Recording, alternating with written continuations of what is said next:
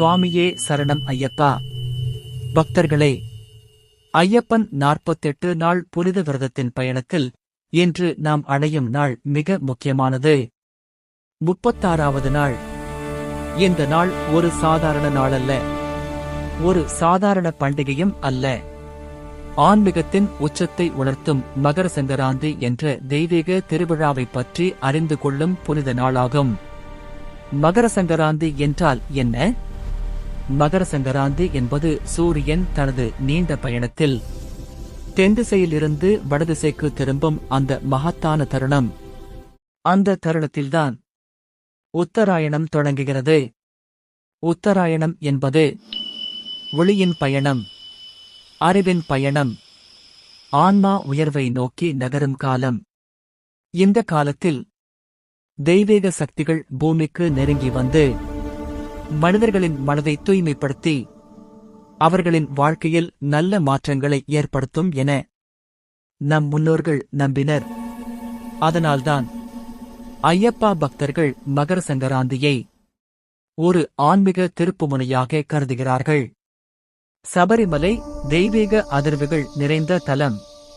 சபரிமலையில் மகர சங்கராந்தி நாளில் ஐயப்பனின் திருவிழாக்கள் மிகச் சிறப்பாக நடைபெறுகின்றன. நெய்யபிஷேகம், தீபாராதனை, வேத மந்திரங்களின் முழக்கம், சுவாமியே சரணம் ஐயப்பா என்ற ஆயிரக்கணக்கான பக்தர்களின் குரல், இந்த அனைத்தும் ஒன்றாகச் சேர்ந்து சபரிமலையை ஒரு உயிரோட்டமுள்ள தெய்வீக சக்தி மையமாக மாற்றுகின்றன. அந்த தருணத்தில் ஐயப்பனை தரிசிக்கும் பக்தர்களின் பாவங்கள் கரைந்து மனம் சுத்தமடைந்து வாழ்க்கையில் ஒளியும் வழியும் பிறக்கும் என்று ஆழமான நம்பிக்கை உள்ளது. மகர சங்கராந்தி ஒரு புதிய ஆரம்பம். மகர சங்கராந்தி விவசாயத்தின் தொடக்கம் மட்டும் அல்ல, அது ஆன்மீக வாழ்வியல் புதிய ஆரம்பம். பழைய துக்கங்களை விட்டுவிட்டு, பழைய தவறுகளை மறந்து, புதிய எண்ணங்கள், புதிய நம்பிக்கைகள், புதிய வாழ்க்கை பாதையை தொடங்கும் நாள். 36வது நாள் நம் உள்ளத்தின் திருத்தம். இந்த 36வது நாளான இன்று நாம் அனைவரும் மனம், சொல், செயல் இந்த மூன்றையும் சுத்தமாக்கி ஐயப்பனின் பாதையில் மேலும் உறுதியுடன் நடக்க வேண்டிய நாள். ஐயப்பன் நமக்கு கற்றுத்தந்தது விரதம் மட்டும் அல்ல, கட்டுப்பாடு, தூய்மை, பக்தி, மனிதநேயமும் தான்.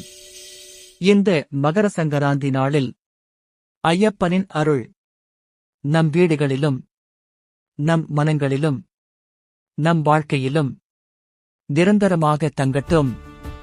சுவாமியே சரணம் ஐயப்பா.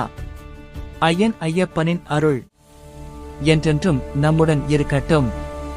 இந்த வீடியோ உங்களுக்கு பிடித்திருந்தால் லைக், கமெண்ட், ஷேர் செய்யுங்கள்.